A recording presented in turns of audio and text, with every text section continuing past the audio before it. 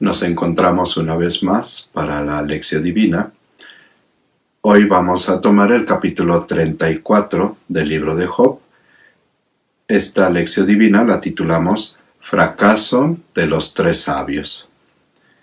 Vamos a ponernos en la presencia del Señor, que es el lugar de la oración, para implorar la luz del Espíritu Santo y que sea Él quien nos guíe en este encuentro con la palabra de Dios. En el nombre del Padre, y del Hijo, y del Espíritu Santo. Amén. Espíritu Santo, te pedimos que nos acompañes en este momento en que queremos disponer nuestra mente y nuestro corazón para acoger la palabra que es de Dios, palabra que tú inspiraste a los autores sagrados y ellos pusieron por escrito con palabras humanas. Puesto que distamos de los textos más de 20 siglos y estamos en una cultura, en una época muy diferente al momento en que se pusieron por escrito todos estos textos sagrados, necesitamos que seas tú que nos ilumine para comprender lo que la palabra de Dios sigue diciendo también ahora a nuestros días. Espíritu Santo, fuente de luz, ilumínanos. En el nombre del Padre, y del Hijo, y del Espíritu Santo. Amén. Vamos a iniciar el primer paso, la lección. Tratamos nuevamente de hacer una lectura atenta de la palabra de Dios y en esta lectura atenta escuchamos a Dios mismo, que dice el texto en sí mismo. Elihu retomó su discurso. Escuchad, sabios, mis palabras, prestadme atención, doctos. Como el oído distingue las palabras y el paladar discierne los sabores, distingamos lo que es justo, aclaremos entre nosotros lo que es bueno. Job ha dicho, soy inocente, pero él me niega el derecho. Me asiste el derecho y creen que miento. Mi herida es incurable y no he pecado.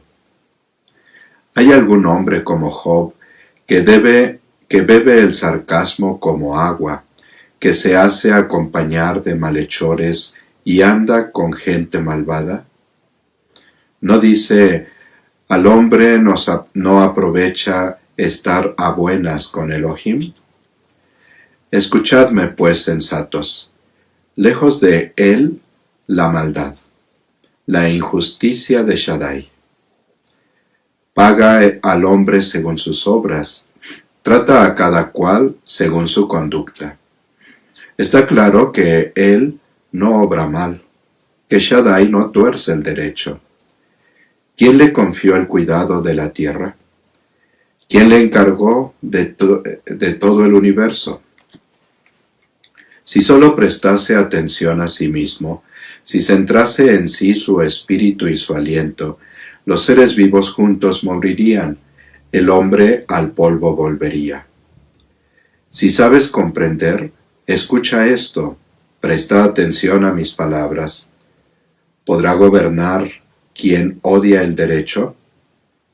¿Vas a condenar al justo supremo, capaz de llamar al rey canalla, de tratar a los nobles de bandidos?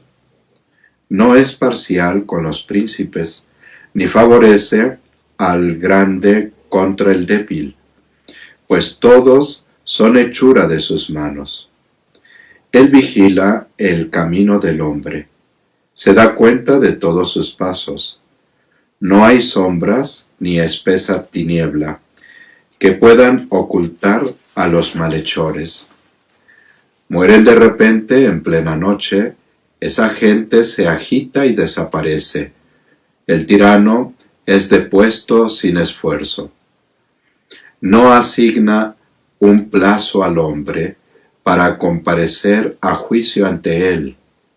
destruye a los poderosos sin tener que indagar, y a los otros establece en su lugar. Como conoce bien sus acciones, de noche los trastorna y pulveriza. Los azota igual que a criminales en un lugar público. Por no haber querido seguirle, por no entender sus designios, provocando ante él el grito del débil, haciéndolo oír el grito del pobre. Si se queda inmóvil, ¿quién condenará? Si esconde el rostro, ¿quién hará justicia?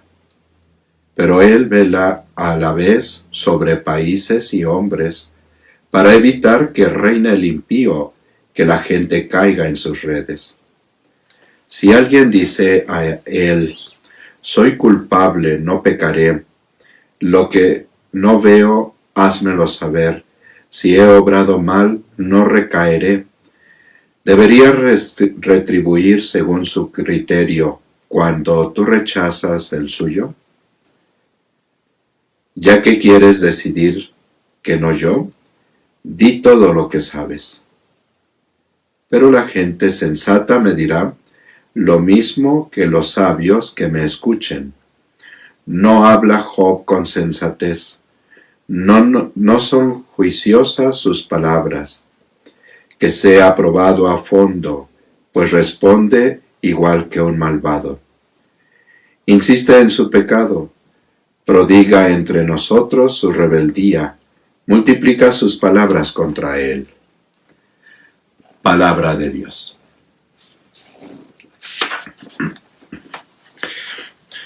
Esta nueva intervención de Elihu se caracteriza literariamente por su naturaleza compuesta. Aunque en un primer momento parece estar dirigida a los tres amigos de Job, lo vemos por el uso del plural que hace en el versículo 2, escuchad, sabios, mis palabras, prestadme atención, doctos. Y luego en el verso 10 también usa el plural, escuchadme, pues, sensatos.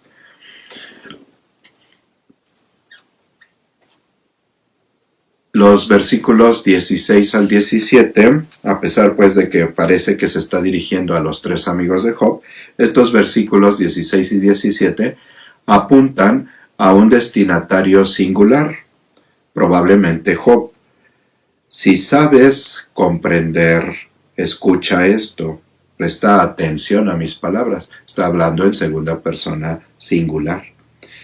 ¿Podrá gobernar quien odia el derecho? ¿Vas a condenar al justo supremo?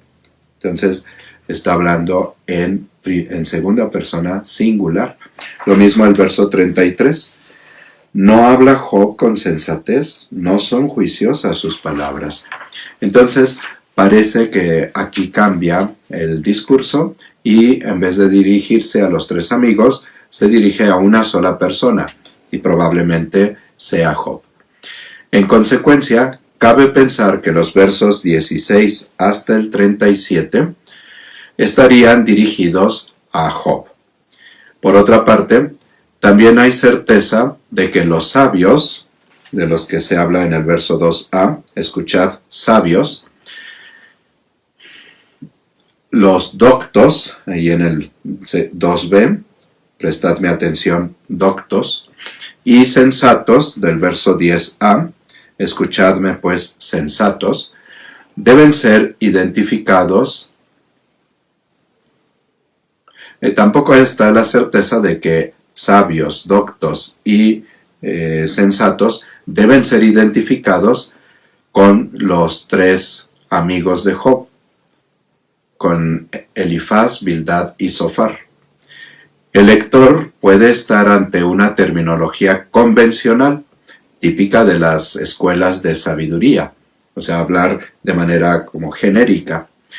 El lector puede, de hecho, Elihu, que trata a los tres hombres de ancianos, lo habíamos escuchado en el capítulo 32, verso 6, no de sabios, está convencido de que los años no dan sabiduría. También lo dijo en el capítulo 32, el verso 9. No tiene por tanto sentido que ahora los califique de sabios, a no ser que se trate de un cruel sarcasmo. O sea, si se está dirigiendo a Elifaz, Bildad y Zofar, los tres amigos de Job, antes no los ha llamado sabios, y entonces ahora al darles este título sería de una forma sarcástica, ¿no? En conjunto, el capítulo 34 imita los procedimientos típicos de un acto forense, o sea, de un juicio entre dos partes. Elihu hace las veces de acusador. Los sabios ejercen de testigos de cargo y Job es el acusado. Pero se trata de un caso teológico. Elihu es teológico en el sentido de que Elihu hace comparecer a Job contra Dios. O sea, Elihu sería como el abogado que viene a defender a Dios. Por eso se trata pues de un caso teológico. Elihu cita las palabras que presuntamente incriminan al acusado. Por ejemplo, en el verso 5 y 6, Job ha dicho, soy inocente, pero él me niega el derecho. Me asiste el derecho y creen que miento. Mi herida es incurable y no he pecado. Son palabras que cita de Job. Lo mismo el verso 9, no dice Job, al hombre no aprovecha estar a buenas con Elohim. Entonces, de esta manera, al citar palabras de Job, lo está incriminando. Y pasa a continuación a defender la naturaleza y el gobierno justo de Eloah. Verá, sin embargo, el lector que el proceso no se desarrolla unilateralmente, pues Elihu parece más interesado en demostrar la justicia de Eloah que la injusticia de Job. A la luz de estos datos, podría ensayarse una estructura aproximada del conjunto. Tras una amplia llamada a la escucha que tenemos en los versos 2 al 4, escuchad, prestadme atención, como el oído distingue las palabras y el paladar discierne los sabores, distingamos lo que es justo, aclaremos entre nosotros lo que es bueno. Elihu menciona los hechos en que se basa su acusación, del verso 5 al 9, ya los he leído, y presenta a continuación un alegato en defensa de la naturaleza justa de la divinidad, los versos 10 al 15. Escuchadme pues sensatos, lejos de él, aquí nuevamente el nombre de él, el nombre de Dios, lejos de él la maldad, la injusticia de Shaddai, el otro nombre de Dios. Paga al hombre según sus obras, trata a cada cual según su conducta. Estará claro que él no obra mal, que Shaddai no tuerce el derecho. ¿Quién le confió el cuidado de la tierra? ¿Quién le encargó de todo el universo? Si solo prestase atención a sí mismo, si centrase en sí su espíritu y su aliento, los seres vivos juntos morirían, el hombre al polvo volvería. Entonces, tenemos estos versículos del 10 al 15, en donde presenta Elihu un alegato en defensa de la naturaleza justa de la divinidad. Parece que la nueva llamada a la escucha del verso 10a es una glosa. Por una parte, una glosa es un añadido que se le ha hecho al texto. Por una parte, no hace sino repetir el verso 2a. Fíjense, dice el verso 10a, escuchadme pues sensatos. Y el verso 2a, escuchad, sabios, mis palabras. Por otra parte, su presencia alarga el verso anormalmente en 3 hemistiquios. Entonces, el primer hemistiquio, escuchadme pues sensatos. Segundo hemistiquio, lejos de él la maldad. Y tercer hemistiquio, la injusticia de Shaddai. Y como lo hemos visto en otros momentos, el paralelismo que hay entre los miembros queda muy bien entre el segundo y el tercer hemistiquio. Lejos de él, el nombre de Dios, que se corresponde con Shaddai, del tercer hemistiquio. Y en el segundo hemistiquio, la maldad, que se corresponde con la injusticia. Entonces, el primer hemistiquio, escuchadme pues sensatos, queda fuera de la estructura de estos versos, ¿no? Entonces, por eso se considera que pudo haber sido un añadido. Elihu se vuelve después a Job para exponerle las razones que avalan el gobierno justo de Eloah. Lo tenemos en los versos 16 hasta el 30. Si sabes comprender, escucha esto, presta atención a mis palabras. ¿Podrá gobernar quien odia el derecho? ¿Vas a condenar al justo supremo, capaz de llamar al rey canalla, de tratar a los nobles de bandidos? No es parcial con los príncipes, ni favorece al grande contra el débil, pues todos son hechura de sus manos, etc. Así hasta el verso 30. Termina el caso con una declaración de culpabilidad, los versos 31 al 37. Si alguien dice a él, soy culpable, no pecaré, no veo, házmelo saber, si he obrado mal, no recaeré. ¿Debería retribuir según tu criterio cuando tú rechazas el suyo? Ya que quieres decidir que no yo, ni di todo lo que sabes. Pero la gente sensata me dirá lo mismo que los sabios que me escuchen. No habla Job con sensatez. Ahí está el juicio. No habla Job con sensatez. No son juiciosas sus palabras. Que sea probado a fondo, pues responde igual que un malvado. Insiste en su pecado, prodiga entre nosotros su rebeldía, multiplica sus palabras contra él. Entonces viene el concluir este juicio con una sentencia ya de una declaración de culpabilidad. Entonces, fíjense, es un juicio totalmente parcial, porque solamente Elihu está atacando a Job, está presentando las argumentaciones para hacer culpable a Job, pero no le da la palabra a Job para que pueda defenderse.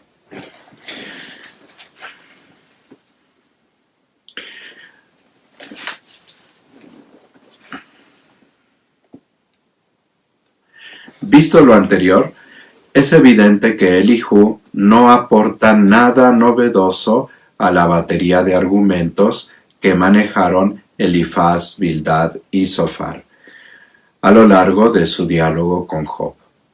Sus palabras del capítulo 34 podrían ser suscritas perfectamente por los 3 amigos. Las preguntas se abren paso, pues, con naturalidad. ¿En qué consiste la acendrada sabiduría de Elihu? ¿En qué supera su inteligencia a la incapacidad de los 3 ancianos? Volvemos a lo que hemos estado diciendo en estos discursos de Elihu.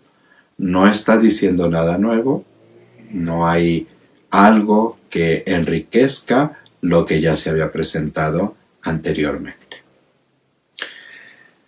Vamos a pasar a la meditación.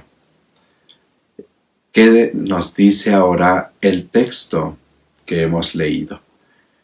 No lo voy a volver a leer porque está largo y no tengo el tiempo suficiente, pero pensemos, teniendo el texto en mente, ¿qué nos dice el Señor? Dos cosas quisiera reflexionar o que meditemos.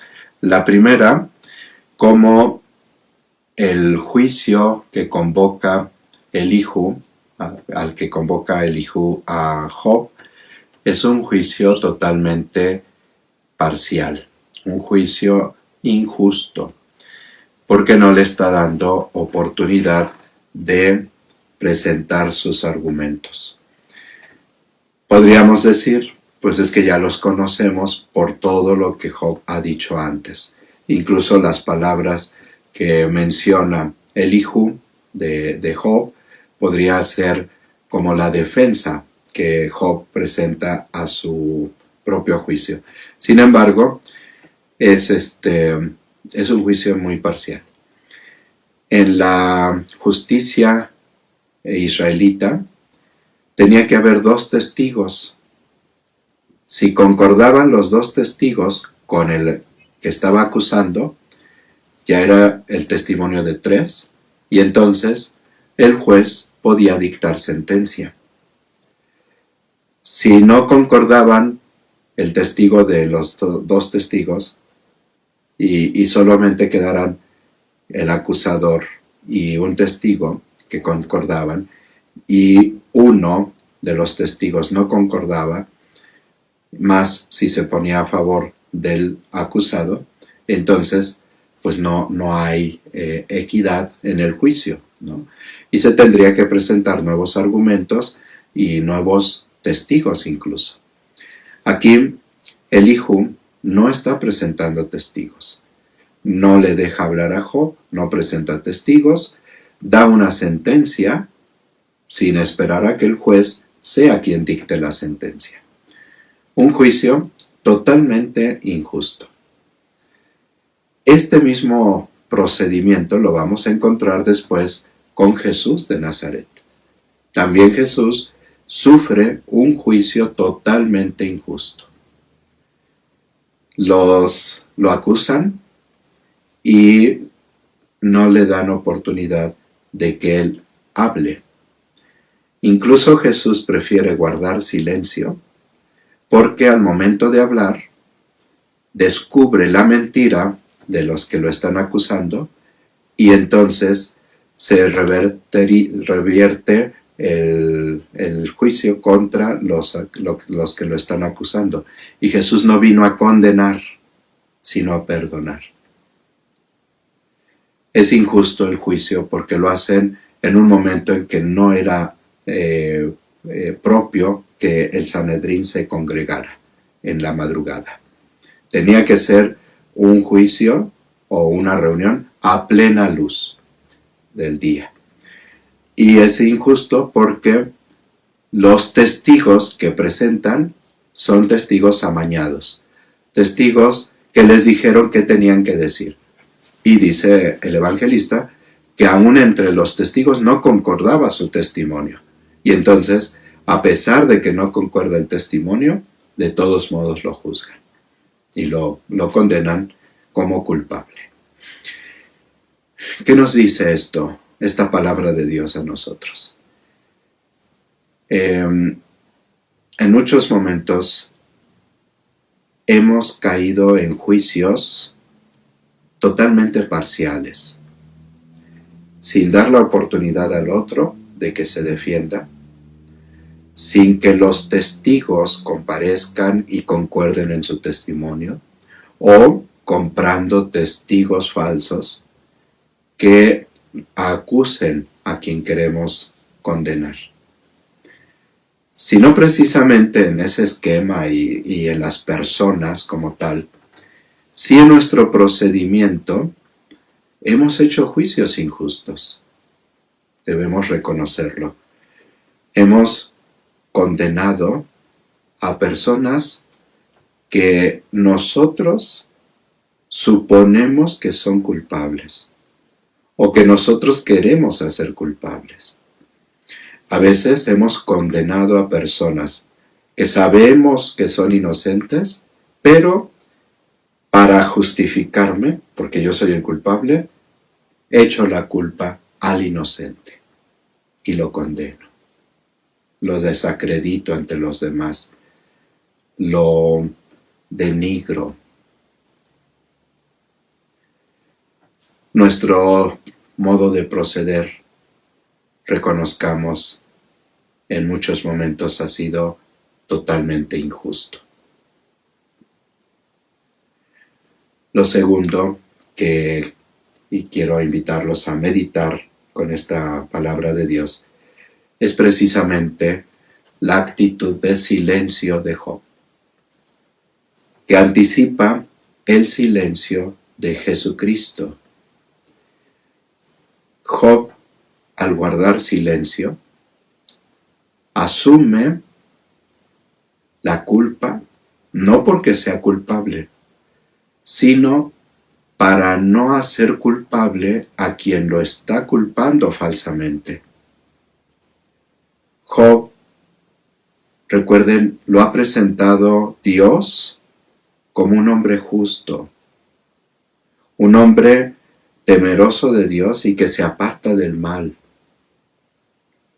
Y vemos aquí a Job que carga con la injusticia de Elihu para no reverter la injusticia y condenar a Elihu. La justicia de Job no solamente está en que no hizo mal a nadie, en que se apartó del mal, en que glorificaba a Dios, ¿no? O era temeroso de Dios. La justicia de Job está llevándole a cargar sobre su propio cuerpo, sobre sus sufrimientos, las injusticias del otro. Y en esto también Job anticipa la acción de Cristo. Cristo cargó sobre sí nuestros crímenes y nuestros pecados. Esta expresión del cuarto canto del siervo de Yahvé que nos presenta el profeta Isaías, el evangelista se la aplica a Jesús. Cargó con nuestros pecados, con nuestras injusticias, de manera vicaria. Quienes deberíamos de haber sido culpables y recibir la condenación por los pecados, deberíamos de ser nosotros. Y sin embargo Jesús cargó con esos pecados nuestros y guardó silencio para que, prefiriendo asumir la culpa y aparecer como culpable, antes que por hablar con la verdad y restablecer la justicia, cayera sobre nosotros la culpa. Es el amor de Jesús lo que le lleva a cargar nuestros delitos. Es este amor lo que le lleva a pagar en nombre nuestro lo que nosotros debíamos contra Dios. Job anticipa a Jesucristo, el justo, con mayúscula. No solo el que no comete pecado, sino el que restablece la justicia aún con los pecadores. El que nos justifica delante del Padre para que nosotros podamos ser perdonados por el Padre.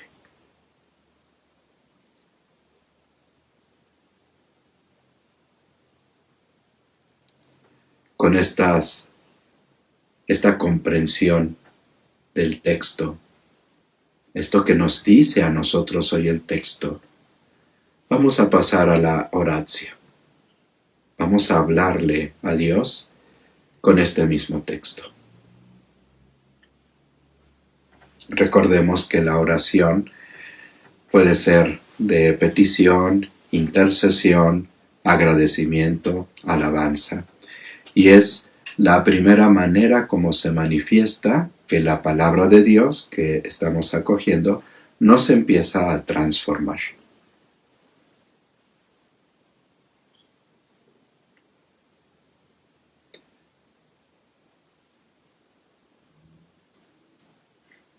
Padre Dios, quiero en primer lugar pedirte perdón por los juicios injustos que he realizado en contra de tal vez muchas personas.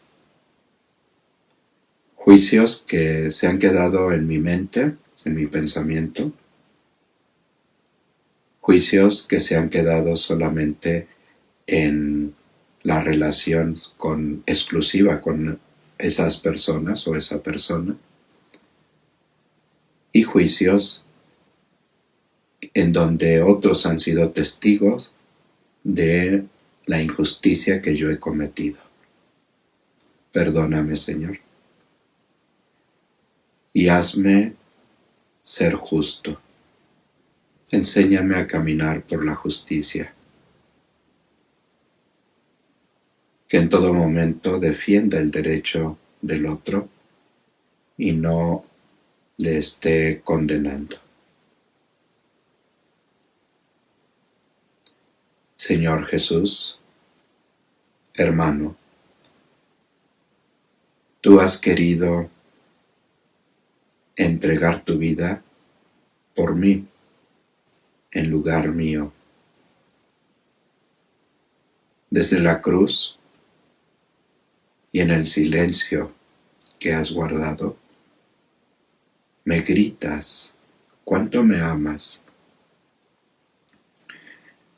y me haces ver que solamente en ese amor, en ese silencio y en esa forma de cargar con mis pecados, era la manera como yo podía ser justificado delante de mi Padre Dios. Gracias, Jesús, por justificarme, por salvarme, por perdonarme.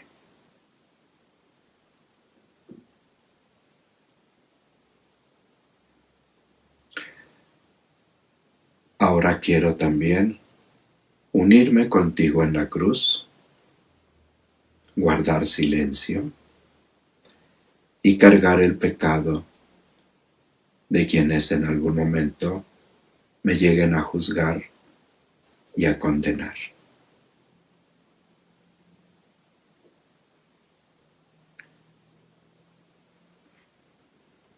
Y aunque me duela, y aunque mi reacción espontánea sea el quererme defender y el quererlo decir a medio mundo para que me ayuden a restablecer la justicia, pero quiero estar contigo en la cruz.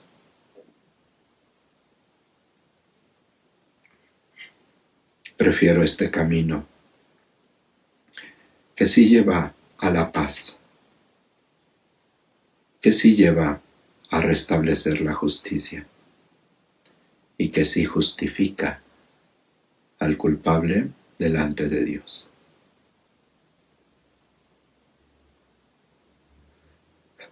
Ayúdame a estar contigo en la cruz. Dame la fuerza que necesito para compartir la cruz contigo.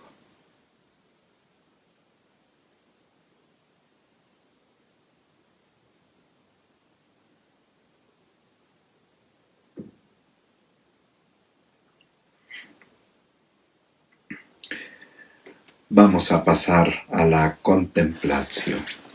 Contemplamos el proyecto de Dios. No leo el texto nuevamente por la brevedad del tiempo, pero que recordemos precisamente de lo que nos ha presentado. Y quiero para esta contemplación reiterar lo que hemos podido contemplar en otros momentos. Eloah, quiere presentar la justicia de Dios, pero diríamos una justicia injusta, un actuar de Dios que no corresponde a la manera como actúa. Se trata de un actuar de Dios, sí, perfecto, le corresponde en cuanto que es Dios, la perfección absoluta, pero que olvida las entrañas de misericordia de Dios. Y por lo tanto es parcial, es incompleta esa forma de ver a Dios. Sigamos penetrando en el corazón amoroso de Dios, en esas entrañas misericordiosas de Dios, que no juzga como los hombres. No olvidemos las palabras de Isaías: mis caminos no son vuestros caminos, mis pensamientos no son vuestros pensamientos. Entonces, vayamos cambiando nuestra manera de pensar acerca del actuar de Dios. No es el Dios como lo está presentando Elihu. Hay atributos propios de la divinidad que racionalmente son correctos, teológicamente son correctos, pero que se quedan en una comprensión de Dios limitada. La comprensión plena de Dios nos la ha dado a conocer Jesucristo, y precisamente Jesucristo nos ha abierto las puertas del Dios de la misericordia. El Dios que se compadece por sus hijos. Entonces, no dejemos de penetrar y profundizar en este misterio de Dios. Y desde esa mirada, como Dios nos mira, pues miremos también nuestra propia realidad, miremos la realidad de los demás.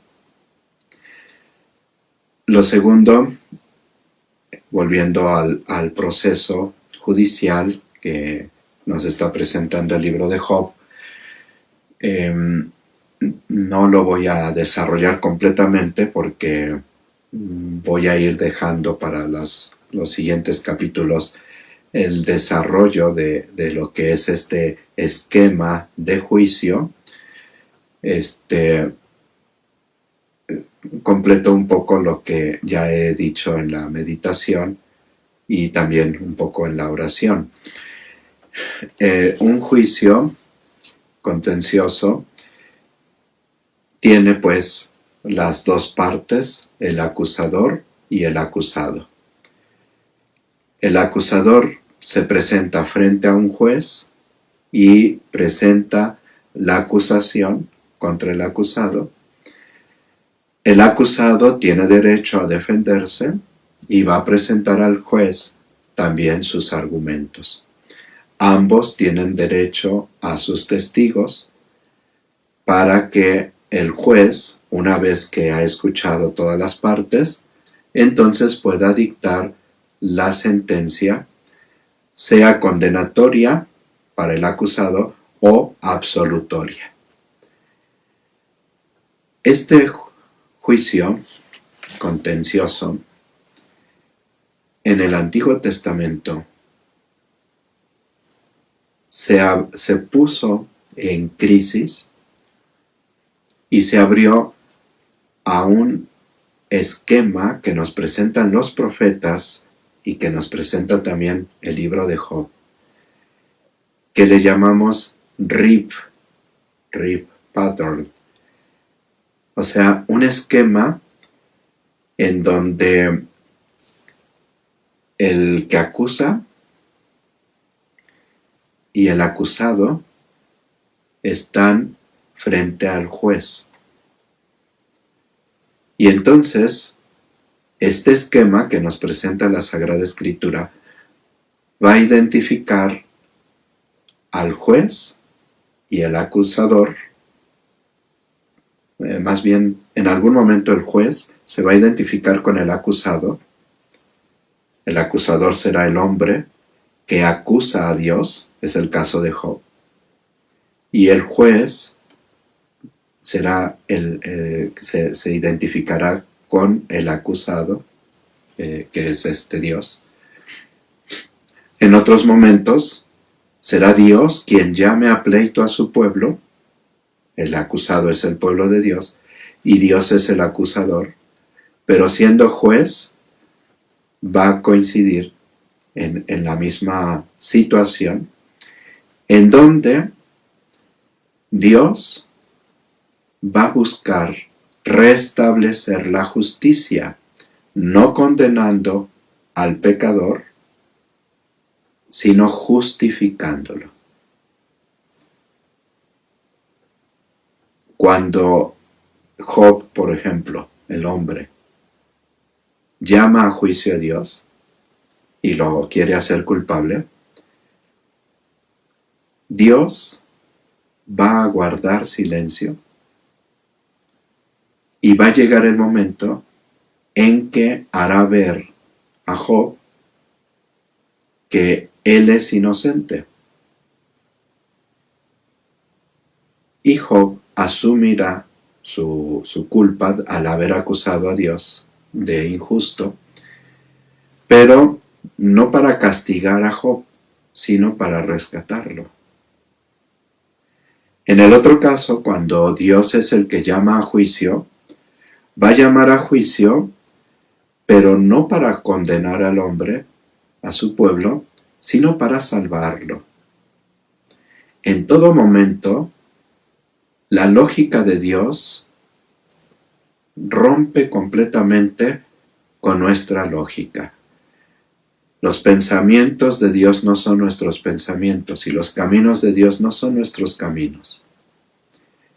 El juicio al que ha convocado Elijú en contra de Job es un juicio injusto porque no está dando oportunidad a Job de justificarse. Cuando Dios sale a juicio en contra del hombre, es un juicio de misericordia, un juicio donde triunfa el amor misericordioso de Dios sobre la justicia que debería llevar a la muerte al hombre. En Cristo Jesús ha salido Dios a juzgar a la humanidad, pero no para condenarla, sino para salvarla. Sobre este Rip Pattern vamos a seguir comentando en los capítulos siguientes para irlo comprendiendo más y comprender cómo el texto, especialmente todo este desarrollo del libro de Job, está apoyado sobre este esquema de juicio contencioso de Dios, pero que viene a salvar, no a condenar.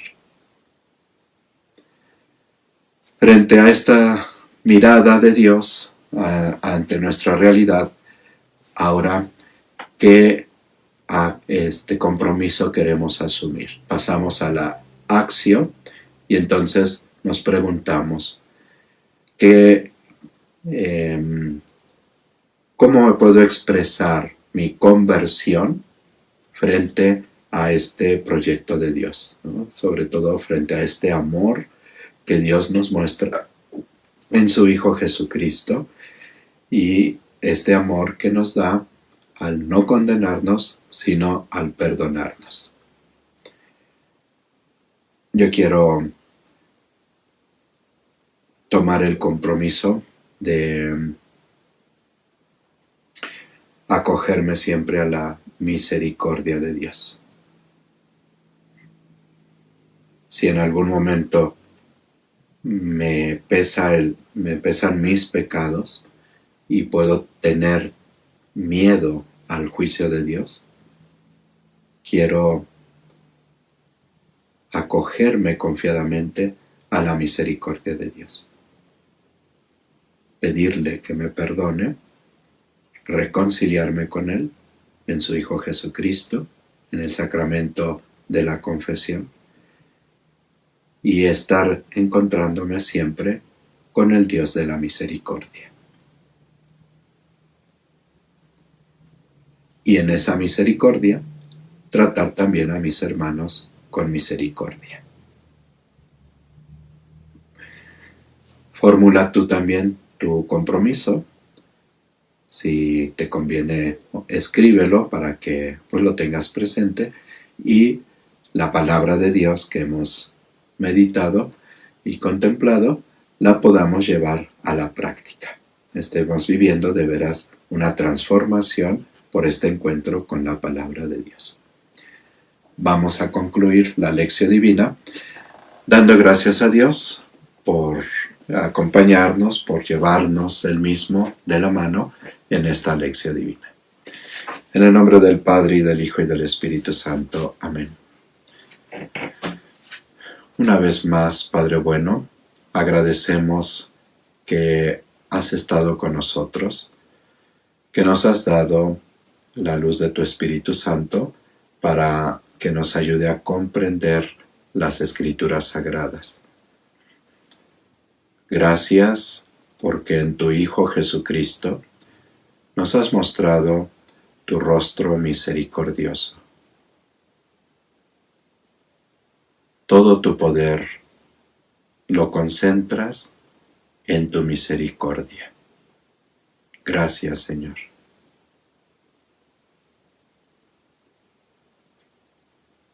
Ayúdanos a seguir escuchando atentamente tu palabra y con docilidad ponerla en práctica.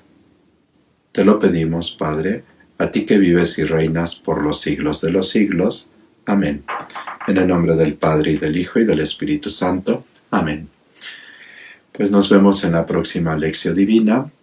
Dios está con ustedes, Dios camina con cada uno de nosotros, y no olvidemos, es un Dios de amor.